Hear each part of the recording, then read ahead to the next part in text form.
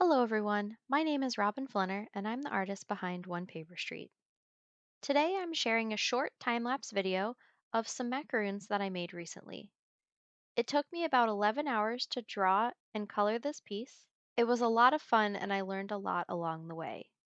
But since this project took so much time to make, I won't take you through the step by step tutorial like I normally do. Instead, I'm going to highlight some key practices that helped me create this piece. First, don't be afraid to create something new, and don't expect perfection on the first try. I've never made a food drawing before, so this is my first attempt at drawing and coloring macaroons. But just because I've never done it doesn't mean I shouldn't try. Overall, I'm really happy with how it turned out. I know that in time my food drawings will improve, so I need to be careful that I'm not too critical of my work. And let's face it, we tend to be our own worst critics at times. So remember, next time you try something new, celebrate the lessons you learned during the creation process. And celebrate the piece that you made, even if you're not in love with it. You're on a journey to make a future piece that will be even more beautiful. Next, choose the colors that you like for your piece. And if you're not sure about those colors, make some swatches. Test the colors next to each other, blend them together, and see if they work for you. Remember, if you're using a reference photo, you don't need to match the colors on that photo.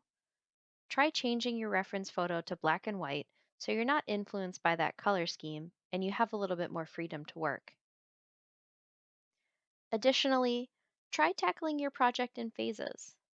You'll see from this video that I waited until each macaroon was done before I moved to the next one. This can help reduce overwhelm and creates a sense of accomplishment when that section is done. Light source is also really important. Decide on where your light source will be before you get started. It will determine how you shade. Our brains interpret shape based on where highlights, midtones, and shadows are on a picture. So you'll want to use different shades of a color throughout your piece based on where you think the light source will be.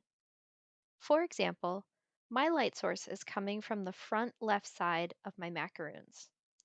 If I were looking at them dead on, I'd notice that the pink macaroon had some light shining on its top cookie and a little off to the left. So that's where I've added my highlights. Whereas the orange macaroon has far more light on the bottom cookie based on the direction of the light and where it's positioned in my view. I hope these tips have been helpful. The most important thing I want to leave you with is that anyone who enjoys art has the capacity to create something wonderful. Don't let fear keep you from expressing your creative voice. I hope you enjoyed this glimpse into my creative process. To find more art tutorials and inspiration, go to my website, onepaperstreet.com, and thank you so much for joining me.